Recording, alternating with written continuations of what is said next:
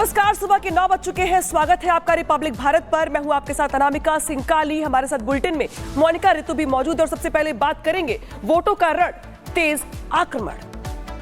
RSS संघी के लोग jail नहीं गए थे, मौलाना आजाद जेल में रहते थे 10-10 महीने, 11-11 महीने।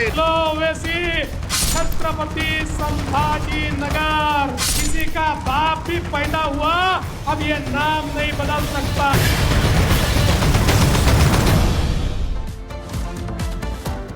बिल्कुल, वोटों का रण है और आक्रमण बहुत तेज होता जा रहा है। इतना तेज होता जा रहा है कि नेता जब जुबानी तीर छोड़ रहे हैं तो ये भी नहीं सोच रहे कि वो बोल क्या रहे हैं। महाराष्ट्र विधानसभा चुनाव की हम बात कर रहे हैं और महाराष्ट्र विधानसभा चुनाव में एक तरफ असदुद्दीन ओवैसी हैं तो दूसरी तरफ देवेंद्र फडणवीस हैं और दोनों के बीच में वार पलटवार की जो राजनीति है वो चरम पर होती जा रही है। वोट जिहाद के भी आरोप लग रहे हैं। तो असदुद्दीन ओवैसी जिस तरीके से बयानबाजी कर रहे हैं, उनकी कोशिश है कि महाराष्ट्र का मुस्लिम वोट बैंक वो अपने नाम कर सके, क्योंकि ये जो एम फैक्टर है, ये एम फैक्टर हमेशा चुनावों में बहुत मायने रखता है।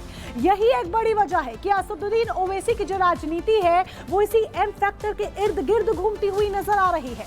और जिस तरीके से ओवैसी राजनीति करते नजर आ रहे हैं, जिस तरीके से बयानबाजी करते हुए नजर आ रहे हैं, मंचों का सहारा ले रहे हैं, ऐसे में वोट जिहाद के आरोप भी असदुद्दीन ओवैसी पर लगते हुए नजर आ रहे हैं। और वही देखिए, महाराष्ट्र में विधानसभा चुनाव को लेकर के सियासी घमासान मचा हुआ है। मुस्लिम वोट पाने की चाहत में एआईएमआईएम चीफ ओवैसी ने अब बीजेपी के बाद आरएसएस के खिलाफ भी मोर्चा खोल दिया है। ओवैसी कभी मीर कासिम की बात कर रहे हैं तो कभी मौलाना आजाद की। आखिर ओवैसी की इस कहानी के पीछे क्या है सियासत, इस रिपोर्ट के जरिए आपको दिखाते हैं।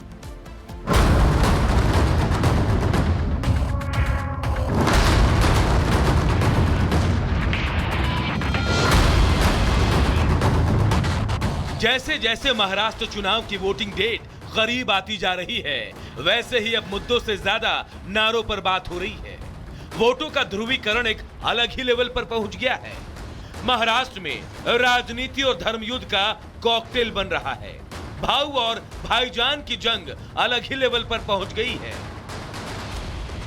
महाराष्ट्र चुनाव में मुस्लिम वोटों के जरिए कई पार्टियां सत्ता पाने की फिराक में हैं और इन्हीं में से एक है असदुद्दीन ओवैसी। भाईजान के वोट के भरोसे ओवैसी ने मैदान में 14 उम्मीदवार उतारे हैं, लेकिन उन्हें डर है कि कहीं सामने खड़े मुस्लिम उम्मीदवार उनका वोट ना काट दे। यही कारण है कि उन्हें कभी गद्दार मीर सादिक और मीर जाफर याद आ रहे हैं तो कभी देश प्रेमी मौलाना आजाद। ओवैसी ने मौलाना आजाद के बहाने संघ पर निशाना साधा।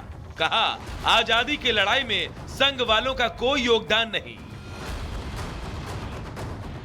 वो तंजीमें जो इस मुल्क की आजादी में अपना कोई रोल अदा नहीं किए, जैसा कि आरएसएस, वो बार बार भारत के सबसे बड़ी अक़लियत मुसलमानों पर इल्जाम लगाते हैं कि तुम्हारी वजह से मुल्क का विभाजन हुआ। मौलाना आजाद इस मुल्क के मुजाहिदीन आजादी में आपका शुमार होता है।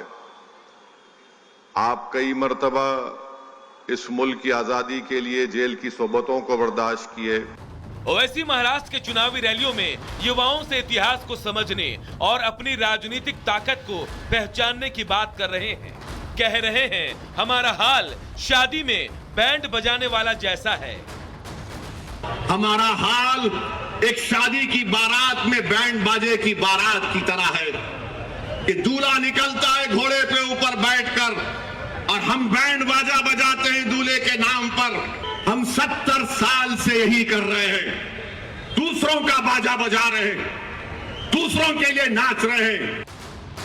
चुनाव के समय उन्हें मौलाना आजाद याद आ रहे हैं, लेकिन मौलाना आजाद की बात करने वाले ओवैसी को क्या पता कि मौलाना आजाद ने कभी भड़काऊ सियासत नहीं की। उन्होंने देश को जोड़ने का काम किया, लेकिन ओवैसी अपने जहरीले बोल से देश को तोड़ने की बात करते हैं। अपने नफरती पैगाम से देश में एकता और भाईचारा खत्म करना चाहते हैं। संघ पर निशाना साधकर वो मुस्लिम तुष्टीकरण की कवायद में जुटे हैं और मौलाना आजाद के बहाने मुस्लिम वोट पाने की जुगत में है। ओवैसी को पता है कि बीजेपी सबका साथ और सबका विकास कर रही है और यही कारण है कि मुस्लिम वोटरों का भरोसा भी बीजेपी ने जीता है। ये सब देखकर ओवैसी परेशान हैं और अपनी सियासी दुकान को चमकाने के लिए भाईजान अब संघ पर निशाना साध रहे हैं ताकि मुसलमानों को बरगलाया जा सके। लेकिन ये पब्लिक है और पब्लिक सब जानती है। इतिहास के चंद झूठे पन्नों को दिखाकर ओवैसी मुसलमानों के मसीहा बनना चाहते हैं, लेकिन अब मुसलमान ओवैसी के झांसे में आने वाले नहीं हैं। Bureau report, Republic Bharat. सीधे रुक करते सहयोगी सत्यप्रकाश का हमारे साथ जुड़ रहे हैं मुंबई से। मुंबई महाराष्ट्र चुनाव के बीच धुआंधार प्रचार तो चल ही रहा है, लेकिन नेताओं की जुबानी जंग भी और तेज हो गई है। खासतौर पे अगर बात करें ओवैसी की, तो जो उनकी जुबान है वो तो कुछ और इशारा कर रही है। आखिर मैसेज क्या देना चाहते हो ओवैसी अपने बयानों के जरिए, जरा समझाइए दर्शकों को। देखिए 20 तारीख जैसे जैसे नजदीक आ रहा वैसे वैसे ओवैसी कहीं कहीं आक्रामक रूप में है और मुस्लिम हिंदू करने में लगे हुए हैं। लगातार वो भड़काऊ बयान दे रहे हैं। संभाजी नगर में दिए, कल मुंबई में उन्होंने लगातार 2 रैली की और रैली करने के बाद कहीं उनके निशाने पर कहीं बीजेपी, देवेंद्र फडणवीस और संघ था। लगातार ये कोशिश किया जा रहा है ओवैसी की तरफ से हिंदू मुस्लिम डिवाइडेड करने की कोशिश किया जा रहा है, क्योंकि जिस तरह से चुनाव का जो प्रचार का आखिरी दौर में है और 1 वीक और बचा हुआ है चुनाव होने में, मतदान होने में, तो कहीं न कहीं सारी पार्टियां लगी हुई है प्रचार करने में, जोर से प्रचार कर रही है। बात किया जाए तो आज महाराष्ट्र में प्रधानमंत्री नरेंद्र मोदी की 3 रैलियां हैं। अमित शाह तो मुंबई में आज 2 सभा है। लगातार ये कोशिश किया जा रहा है कि जो प्रचार है जोर शोर से किया जाए और मतदाताओं के बीच में पहुंचा जाए।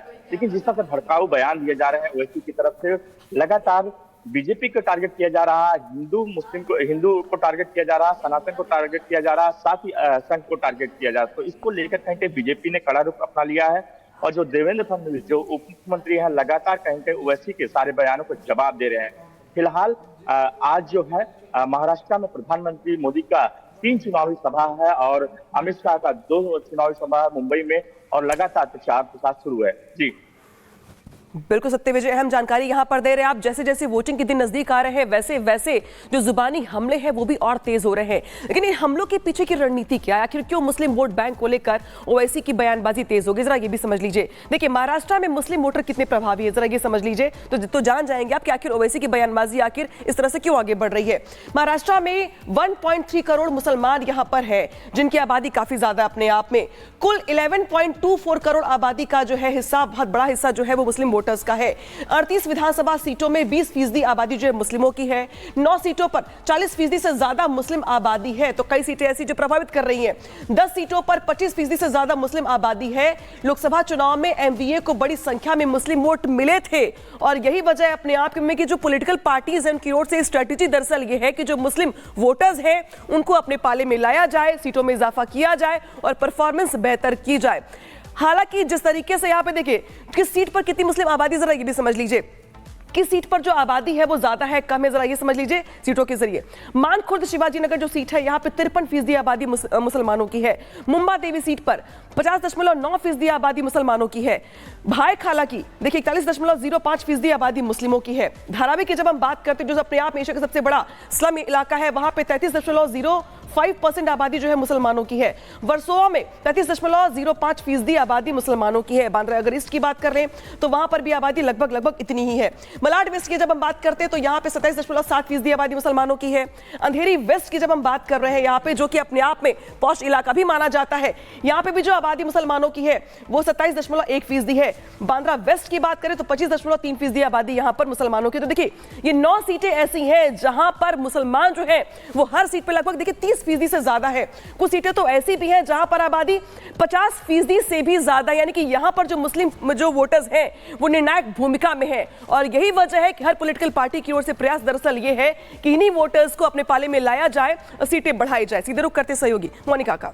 बिल्कुल अनामिका, जिस तरीके से आप कह रही हैं वोटर्स को अपनी जेब में करने की कोशिश पॉलिटिकल पार्टीज की होती है, लेकिन आखिर ये किस तरह की कोशिश है कि नेता जब बयान देते हैं तो बयान देते वक्त सोचते भी नहीं है कि आखिर वो कर क्या रहे हैं। बात मल्लिकार्जुन खड़गे की करेंगे। इंट्रोडक्शन की नीड नहीं है। योगी से दिक्कत है, लेकिन आखिर सियासत कैसी है, ये बड़ा सवाल खड़ा हो जाता है। क्यों? आइए आपको बताते हैं। क्योंकि मल्लिकार्जुन खड़गे ने सीएम योगी आदित्यनाथ की तुलना आतंकी से कर दी है, जिसके बाद अब उन्हें लगातार आलोचनाएं झेलनी पड़ रही है और संत समाज भी इसका विरोध करता हुआ और अपना अपमान बताता हुआ नजर आ रहा है।